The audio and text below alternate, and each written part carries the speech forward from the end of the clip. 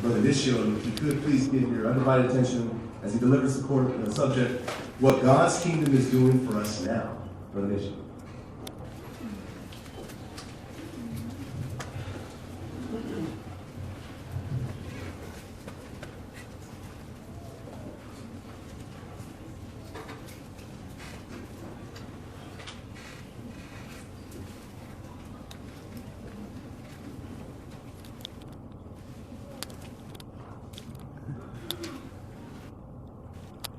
Do you recognize what you're doing? You're waiting, and probably uncomfortably so. And that's the nature of waiting oftentimes, isn't it? When we wait, we're uncomfortable. And that's especially true when we're waiting for something that we really need or we really want. When we're waiting, we get nervous, we may lose our confidence, we can become impatient, and that can cause us to act in a way or make decisions that we would not otherwise make.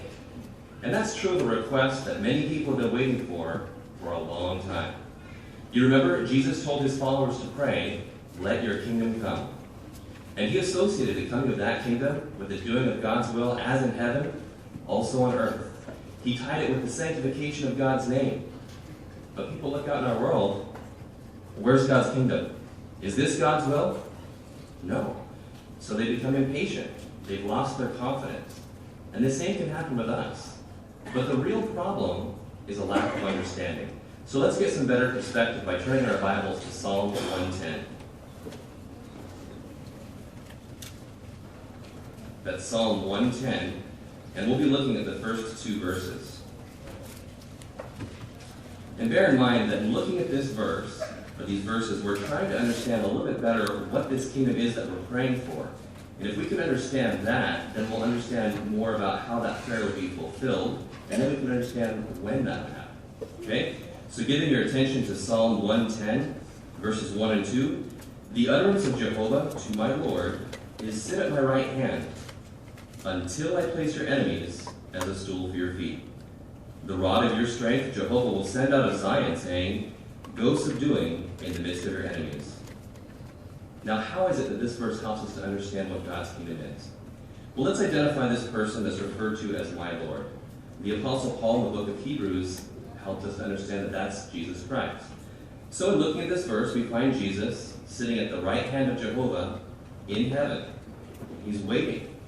For what? It mentions that he's waiting for his enemies to be placed as a stool for his feet.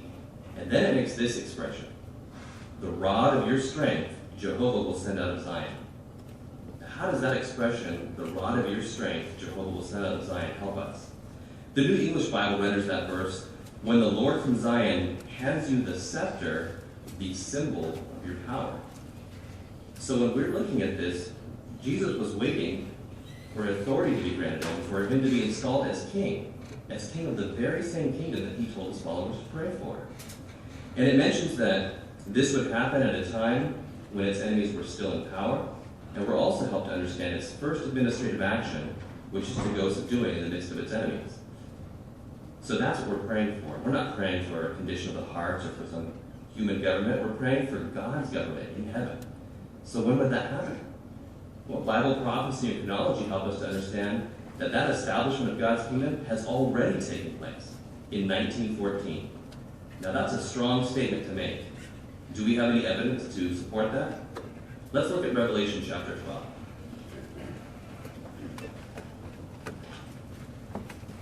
It's Revelation chapter 12, and we're going to be looking at verses 10 and 12. And our reason in doing this is to be able to identify some of the evidence that we have to support that God's kingdom was established in 1914. And of course, we're not going to detail every piece of evidence, so if you need to see more of that, then by all means make arrangements after the meeting. But the first half of verse 10 says this: "And I heard a loud voice in heaven say, Now have come to pass the salvation and the power and the kingdom of our God and the authority of his Christ." See, there it is, the establishment of God's kingdom. Jesus being given authority as king of that kingdom. But remember its first action, to go subduing in the midst of its enemies? Notice that in the second half of verse 10. "Because the accuser of our brothers has been hurled down." The accuser is identified in the preceding verse 9 as Satan the devil.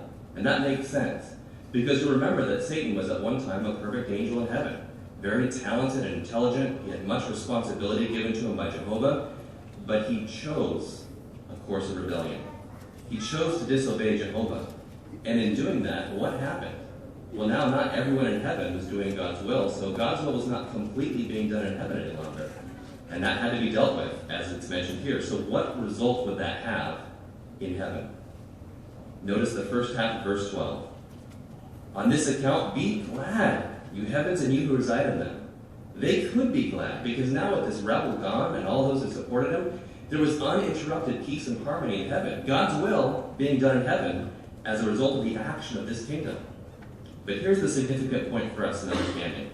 What would that mean for the earth? Notice the second half of verse 12. Woe for the earth and for the sea, because the devil has come down to you, having great anger, knowing he has a short period of time. This rebel, evicted from his original home, confined to the vicinity of the earth, and given a death sentence. What would you expect to see as a result of this action? A time of unprecedented trouble and suffering. And what is it that our world sees right now? What has the world experienced since 1914? A time of unprecedented trouble and suffering. And that ties in so closely with the prophecies that we have regarding Jesus being present in kingdom power. Wars, natural disasters, crime, sickness, the attitudes of men being fierce without self-control, having no natural affection. These are all the things that we see on an unprecedented scale that contribute to this suffering. So it's clear the kingdom was established in 1914. But that was a long time ago. We're still waiting. God's will hasn't been done here on earth. God's name hasn't fully been sanctified. So how can we be confident that it's going to come through? How can we avoid becoming impatient? Well, let's look at what the kingdom is doing in our time. And by doing that, then, we'll become convinced that this is a real government, not some sort of religious fictional entity, but something that's real, something that we can have confidence in.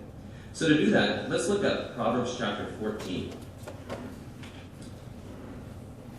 That's Proverbs chapter 14, and we're going to look at verse 28. Now, these words are very interesting, the way that they're framed here. You're going to like this point. Proverbs 14, and verse 28.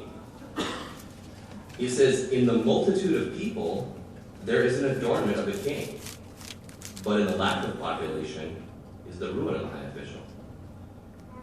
How do these words help us to understand that God's kingdom is real, that it's busy in our time? Well, let's look at it just a little bit more. In the multitude of people, there is an adornment of a king. What does a government or a ruler need in order to be validated? People, right? What would be the point of calling yourself a ruler or having a government if you had no subjects? There would be no point. It would be purposeless. But this verse is even deeper than that. You see, to a large extent, a ruler or a kingdom, its success would be defined by the success of its people. Are their needs being met? Are they happy? Do they want to be subject to this government? See, all of those principles would apply also to God's kingdom. So what do we find?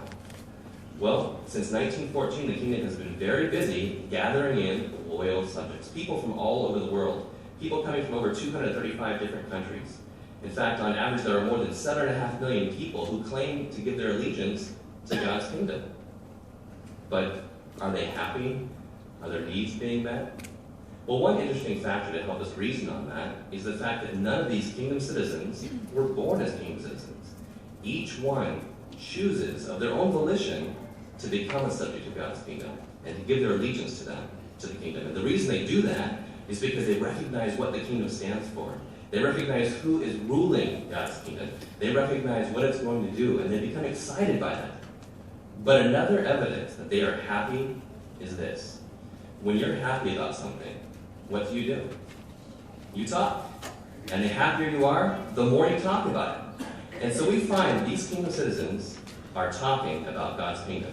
In fact, in the last service here, Jehovah's Witnesses, that's a time period running from September of 2011 through August of 2012, we find that these kingdom citizens devoted over 1.7 billion hours to talking about God's kingdom.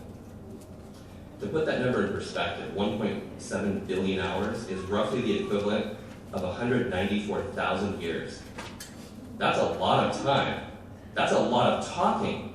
That's a lot of happiness. And they do this not because they're made to, not because they're being paid to, but they volunteer their time. In fact, they even spend their own resources to talk about this kingdom.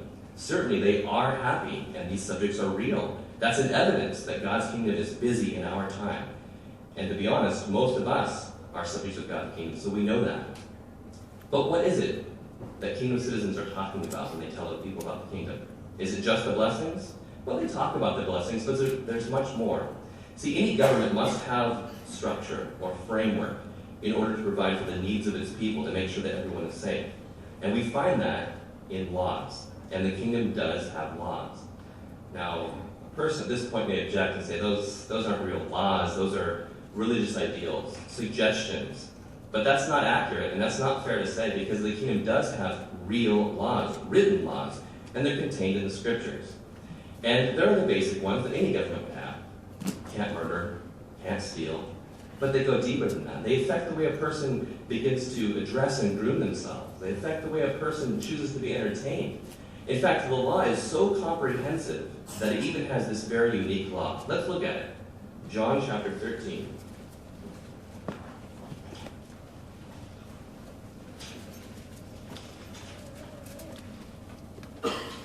That's John chapter 13.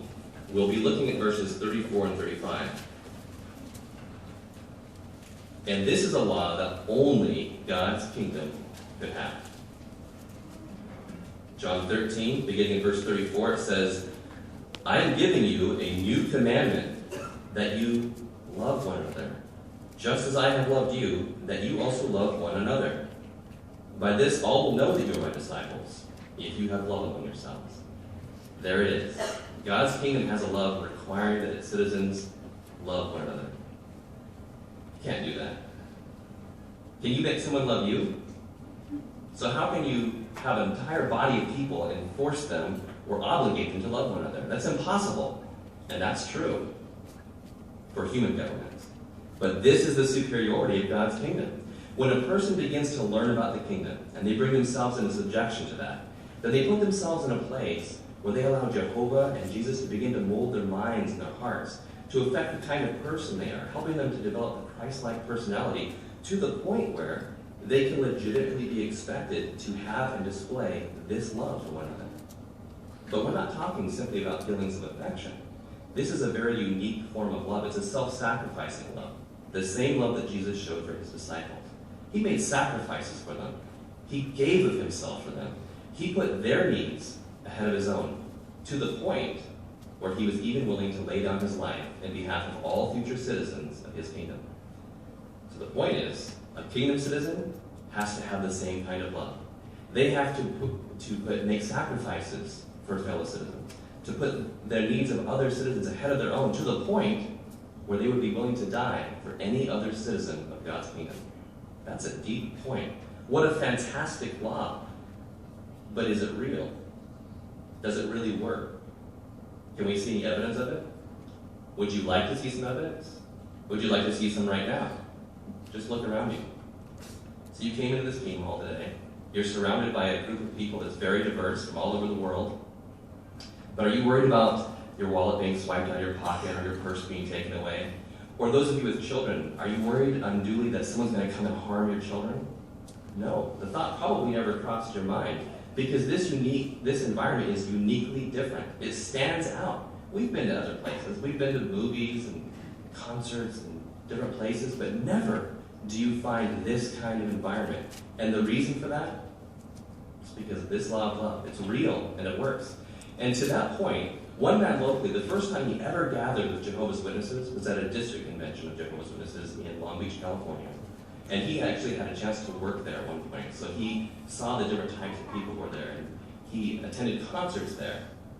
But from the time he arrived at the parking lot on, when it was a gathering of Jehovah's Witnesses, he saw something that stood out as uniquely different. The way that people carried themselves, the way that they dressed, the way that they treated one another was so very different. He didn't see people fighting, smoking, drinking. He didn't see people using profanity or vulgarity. Why was that? You know, it went into this far. He was clearly not one of Jehovah's Witnesses, visibly not one of Jehovah's Witnesses. And yet, he was welcomed in. No one showed him any kind of prejudice, but they genuinely allowed him into their presence and showed that kind of kindness. Why? It's this law of love. It's real and it works. And the more you look into this, the more you research it, the more you'll be convinced. You'll never be disappointed in this. It's an amazing thing, and it's an evidence of God's kingdom.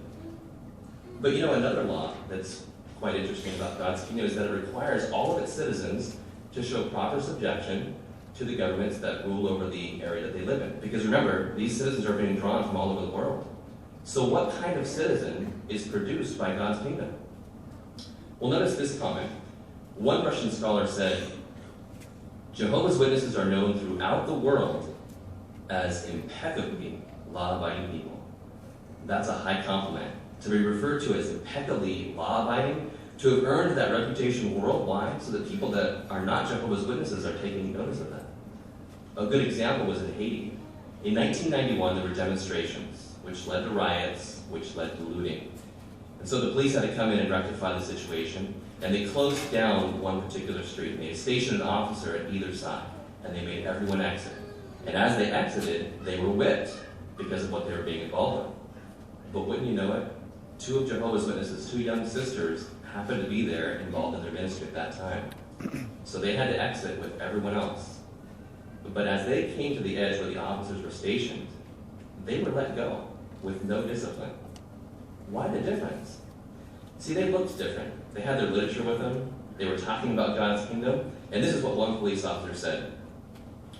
I know that Jehovah's Witnesses youths would not be involved in such riots, demonstrations, and looting. He knew that. Why? Because God's kingdom produces citizens that have this kind of reputation. Even here in the United States, one newspaper made these observations. Jehovah's Witnesses promote strong family ties and develop productive and honest citizens. Members believe in a strong moral code. They believe smoking, over-drinking, drug misuse, gambling, sexual promiscuity, and homosexuality are spiritually damaging practices. They teach honesty and good work ethics. This is the kind of citizen that God's kingdom is producing. And that's awesome. But that also gives us reason for pause. See, Jehovah's Witnesses as a whole, kingdom citizens as a whole, have earned this reputation. But what about us? See, do we have this kind of reputation? If someone were to ask our neighbors, or our workmates, or our schoolmates about us, would they say that we're impeccably law-abiding people? Would they say that we're honest and have good work habits, or that we practice that and believe that smoking and sexual promiscuity are spiritually damaging practices? See, if they can't say that about us, then we have some work to do. Because in order to attain and then maintain our citizenship as kingdom, citizens of this kingdom, our conduct must be of this high caliber. But remember, a lot of people think that these laws that we're talking about are just suggestions, right? But the difference between a suggestion and a law is that a law is enforced. For instance, out here in Magnolia, the speed limit in this section is 40 miles an hour. So let's imagine that you're zooming down that street at 90 miles an hour, and there's a police officer right there. What's going to happen? The law is going to be enforced with bitter consequences to you. And the reason for that? Because that posted speed limit is not a suggestion, but it's a law, and therefore enforced. But let's change our perspective just slightly. Let's say you're going down Magnolia, following all the traffic laws like you're supposed to, 40 miles an hour, but then you notice someone coming directly at you at 90 miles an hour, swerving, barely misses you and goes on down the road. And there's a police officer right there, but he does nothing about it. How would you feel? Violated. Your sense of justice would be afflicted. You'd feel insecure and scared because if the traffic laws are not going to be enforced, then it's going to be chaos. It's going to be unsafe for you and your family. And so those principles apply to God's kingdom as well. When we talk about God's laws, they have to be enforced if they're real. And they are. See, if a person, after bringing himself into harmony with these laws and principles, if he chooses to stop following those laws, if he willfully and unrepentantly goes another direction, then he's expelled from the congregation.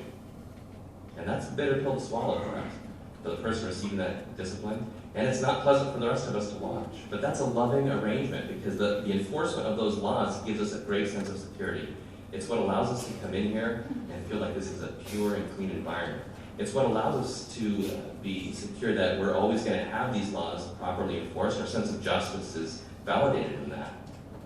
So that's an amazing thing. But how is it that people know not only what these laws are, but how they can live up to them? Well, it's through education.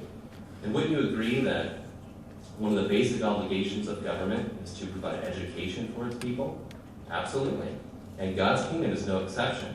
So do we see it providing education for these citizens? Well, you'll notice you are in a kingdom hall today, and it's called a kingdom hall, and they are called kingdom halls all over the world because people come here on a weekly basis to learn about God's kingdom, to learn about its laws, to see how they can put those into play in their life to their benefits. And you're familiar with the literature of Jehovah's Witnesses. For instance, the Watchtower magazines are by a very large margin the two most widely published magazines in the world. And what is their purpose? Are they simply for entertainment? No. They talk about the kingdom, they talk about the Bible, they talk about things related to that so that we can benefit ourselves. That's education. But perhaps the most touching example of how the kingdom educates all of its people is the family worship arrangement. And this is where families are able to come together and spend quality time together, getting to know each other, knowing how they feel about things, and discussing the Bible and its principles, discussing the kingdom and its laws, and seeing how that applies to the family and each member in their respective role, and then how those members can live up to those standards. And what does that do? Well, remember the example in the newspaper? They recognize that Jehovah's Witnesses promote strong family ties, and indeed that happens. These families are drawn close together, and strong families produce strong society. But people are at different stages of their life. Not everyone is in this little tight-knit family. So what about these people? Well, we find, for instance, that a single brother, maybe he wants to serve the interests of his fellow citizens more fully.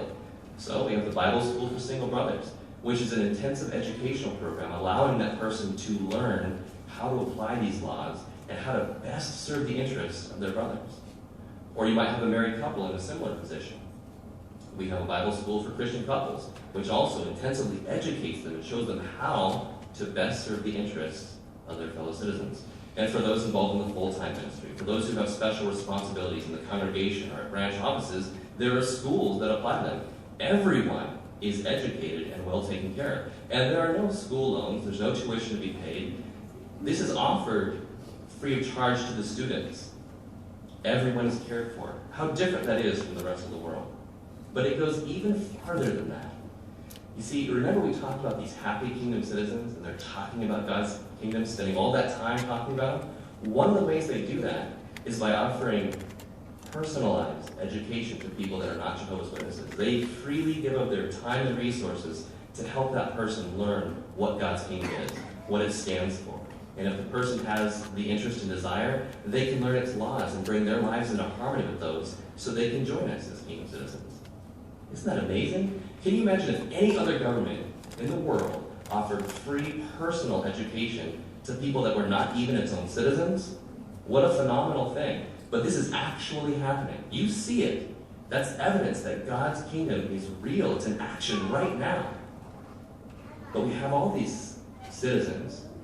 We've got these laws that are in force, and we have an educational system. Who is it that's overseeing all of this work? Well, let's look at a verse in Isaiah chapter 32. And each one must prove to be like a hiding place from the wind, and a place of concealment from the rainstorm, like streams of water in a waterless country, like the shadow of a heavy crag in an exhausted land. Well, we know who the king is. We already identified him. That's Jesus in heaven. But who are these princes?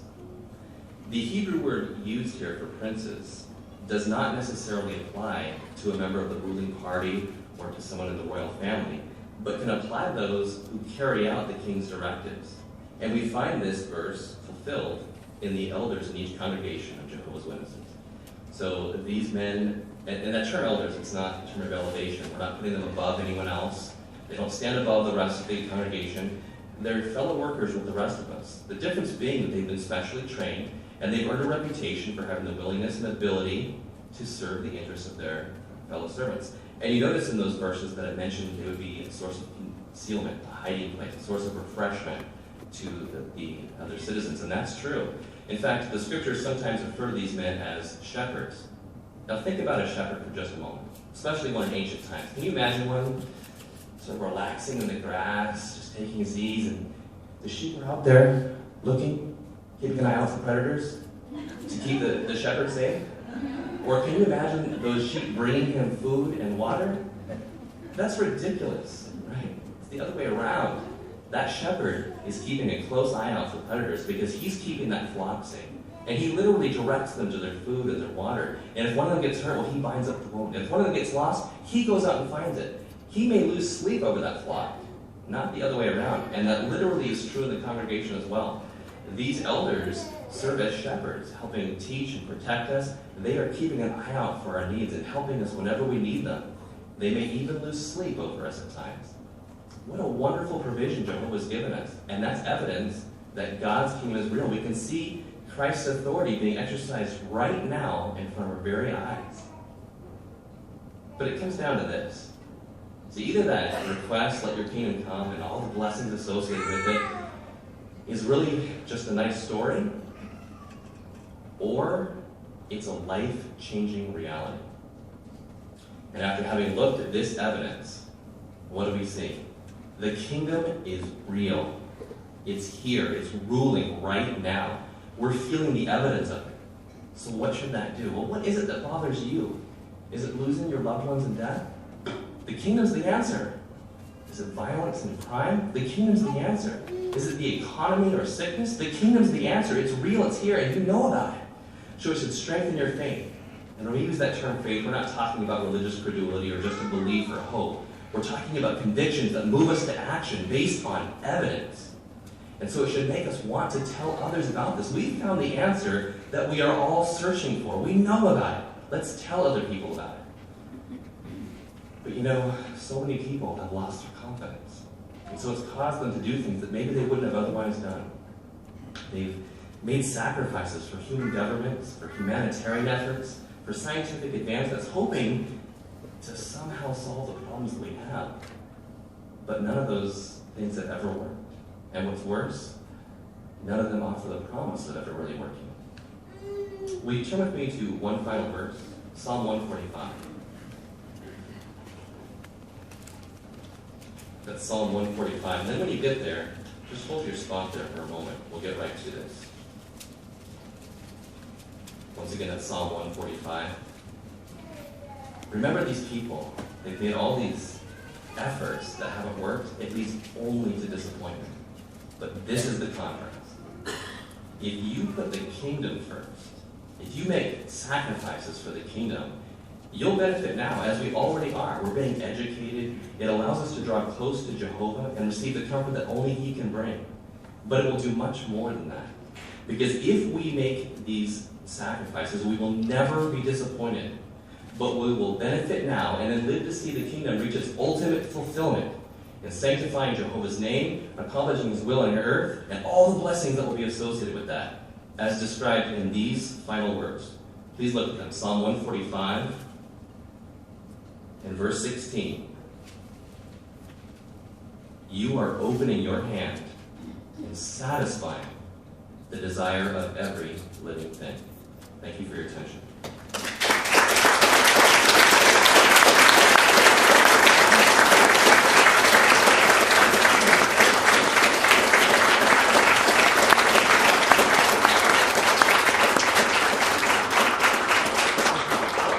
Thank you, Brother Bishop. I appreciate that.